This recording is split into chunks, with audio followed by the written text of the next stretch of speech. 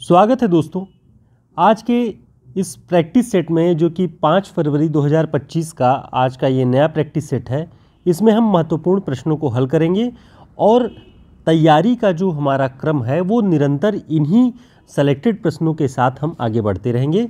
तो आप अपनी तैयारी के साथ साथ हमारी इस क्लास से बहुत छोटा सा समय निकाल के महत्वपूर्ण चीज़ों को तैयार कर सकते हैं। तो देखते हैं सबसे पहला प्रश्न। उसके पहले चैनल को सब्सक्राइब कर लें और वीडियो को लाइक ज़रूर कर दें। टेलीग्राम और व्हाट्सएप ग्रुप का लिंक आपको डिस्क्रिप्शन बॉक्स में मिलेगा, ज्वाइन कर लें। पहला प्रश्न है, धर्मवीर भारती के नाटकों का सही क्रम क्या होगा। धर्मवीर भारती के नाटकों का यहाँ पे नाम दिया हुआ है, सात गीत वर्ष, अंधा युग, कनुप्रिया, ठंडा लोहा। तो इनमें से सही क्रम क्या होगा, उसके जो ऑप्शन हैं वो ये हैं। ऑप्शन क्या होगा, सबसे पहले अगर आप ध्यान से देखें तो क्या होगा, सबसे पहला है ठंडा लोहा। ठंडा लोहा 1952 में है। अंधा युग 1955 में है। तो डी और बी ये आपका जिसमें आगे होगा वो आपका ऑप्शन दूसरा है, डी बी सी ए सी। उसके बाद कनुप्रिया 1959 में, सात गीत वर्ष भी 1959 में। तो ये इसका सही क्रम होगा, बी इसका सही आंसर हो जाएगा। अब इसका डिटेल में हम देख लेते हैं आप, ताकि इसे याद भी कर सकें। ठंडा लोहा 1952, अंधा युग 1955, कनुप्रिया 1959 ही है, ध्यान रखें, इसे सुधार लें आप, 1959 है। और सात गीत वर्ष ये भी 1959 ईस्वी में है। तो इनके नाटकों का सही क्रम ये है। अगला प्रश्न है, वध मेरे लिए नहीं नीति है, वह है अब मनोग्रंथ। यह किस नाटक की पंक्ति है। ऑप्शन अंधा युग, आषाढ़ का एक दिन, आत्मजयी, एक घूंट।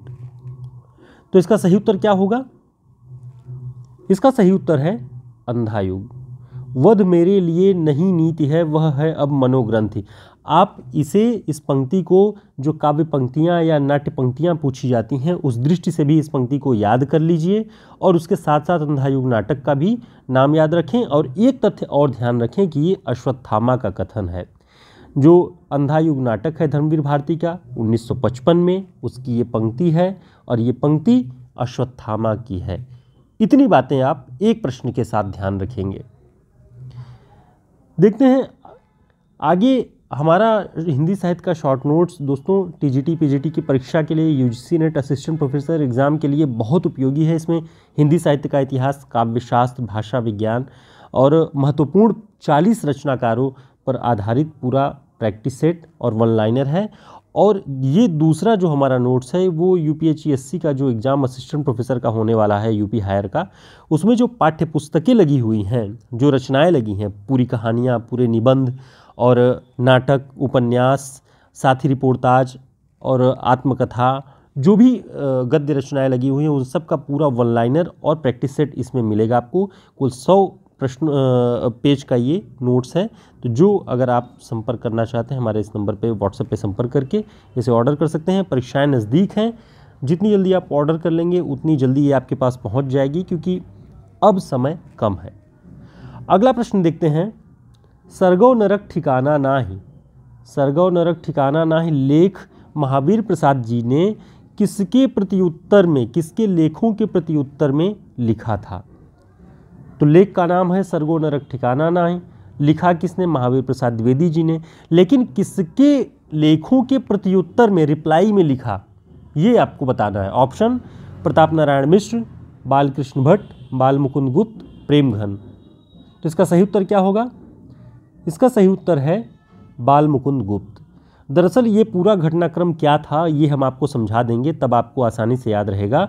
हुआ यूँ कि महावीर प्रसाद द्विवेदी जी ने भाषा और व्याकरण नाम से एक लेख लिखा। उसमें एक अनस्थिरता शब्द और कुछ और अन्य बातें थी जिससे असहमति थी बाबू बालमुकुंद गुप्त की।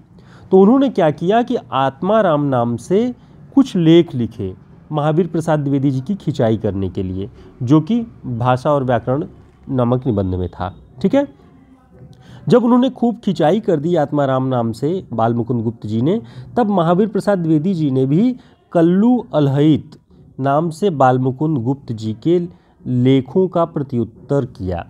तो कल्लू अलहित आल्हा गाने वाले जो होते हैं वो अलहित होते हैं। तो कल्लू अलहित नाम से किसने लिखा? महावीर प्रसाद द्विवेदी जी ने। क्या लिखा? सरगो नरक ठिकाना नहीं।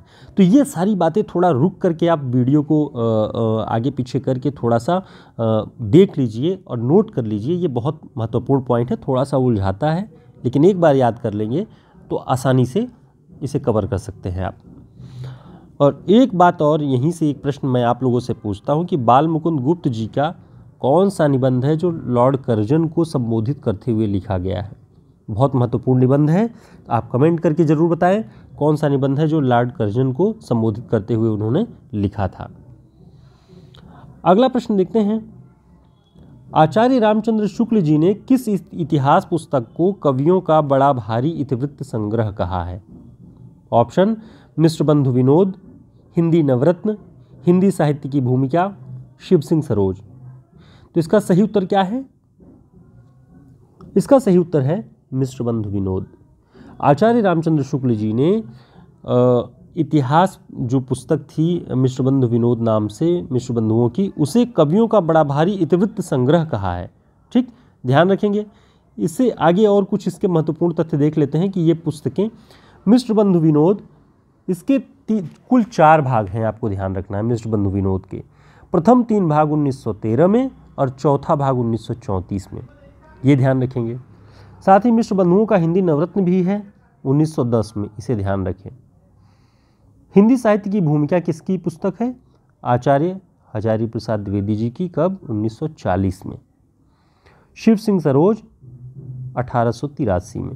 तो ये पॉइंट्स बहुत इंपॉर्टेंट हैं, इन्हें तो मतलब आपको हमेशा याद ही रखना चाहिए। इनमें से कोई पॉइंट आपका गलत होना ही नहीं चाहिए, क्योंकि इतने बेसिक प्रश्न इनसे बनते हैं कि अगर इनसे गलत करने के बाद बहुत अफसोस होता है कि हमने इतने सामान्य से प्रश्न कि शिव सिंह सरोज का प्रकाशन कब हुआ, कई बार पूछा जा चुका है, तो 1883 ध्यान रखेंगे। अंधायुग। अंधायुग नाटक का समापन किस शीर्षक से लिखा गया है? ऑप्शन: गांधारी का श्राप, प्रभु की मृत्यु, पशु का उदय, कौरव नगरी। तो इसका जो अंधायुग का समापन हुआ है, इसके जो जितने अंक हैं उन अंकों के बाद जब समापन हुआ है तो उसका शीर्षक क्या रखा गया है? इसका सही उत्तर है प्रभु की मृत्यु। ठीक, तो जो समापन है अंधायुग नाटक का, उसका शीर्षक है प्रभु की मृत्यु। तो ये ध्यान रखेंगे। 1955 में अंधायुग नाटक, धर्मवीर भारती, और इसमें कुल कितने अंक हैं? इसमें कुल 5 अंक हैं, और छठवें के रूप में 6 अंक नहीं है, छठवां समापन है प्रभु की मृत्यु नाम से। तो ये ध्यान रखना है आपको। अगला प्रश्न है, चिन्मुखी मानवता के अन्वेषक किस साहित्यकार को माना जाता है? चिन्मुखी मानवता का अन्वेषक। ऑप्शन: रविंद्रनाथ टैगोर, आचार्य रामचंद्र शुक्ल, राहुल सांकृत्यायन, हजारी प्रसाद द्विवेदी। तो इसका सही उत्तर क्या है? इसका सही उत्तर होगा हजारी प्रसाद द्विवेदी। हजारी प्रसाद द्विवेदी जी को चिन्मुखी मानवता का अन्वेषक कहा जाता है। ठीक है।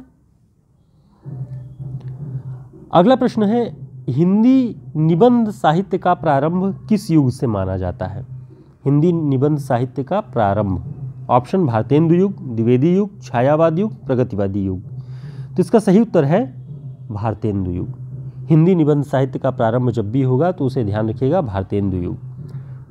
गद्य साहित्य का प्रवर्तन शुक्ल जी ने माना कि निबंधों से ही हुआ है। ठीक है। बादशाह दर्पण किस लेखक द्वारा लिखित इतिहास परक निबंध है? तो सबसे पहले ध्यान रखिए, बादशाह दर्पण नाम, और ये इतिहास परक निबंध है। किसने लिखा है? ऑप्शन: लाला श्रीनिवास दास, बालकृष्ण भट्ट, भारतेंदु, राय देवी प्रसाद पूर्ण। तो इसका सही उत्तर क्या है? भारतेंदु हरिश्चंद्र। बादशाह दर्पण भारतेंदु हरिश्चंद्र जी का इतिहास परक निबंध है। ठीक। अगला प्रश्न है, दमयंती का चंद्रोपालंब।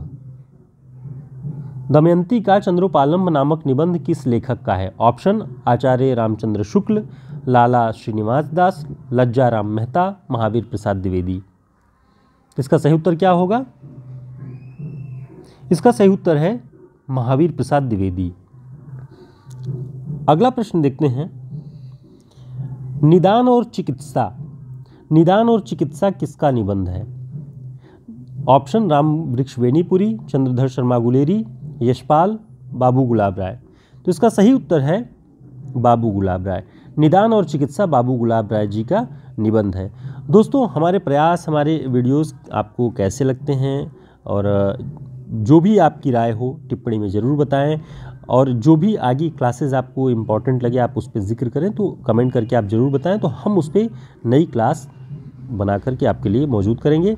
और ये जो है उत्तर प्रदेश असिस्टेंट प्रोफेसर के लिए बहुत ही महत्वपूर्ण ये नोट्स है, आप सभी के लिए बहुत उपयोगी होगा। One liner plus practice set दोनों चीज़ें इसमें हैं, और सभी पुस्तकों पर आधारित जो भी गद्य रचनाएं लगी हुई हैं, साथ ही महत्वपूर्ण काव्य जैसे राम की शक्ति पूजा, रहीम पर, मीरा पर, अंधेरे में मुक्तिबोध की, तो इन सारी चीज़ों पर भी वन लाइनर नोट्स हैं जो परीक्षाओं की दृष्टि से बहुत उपयोगी हैं।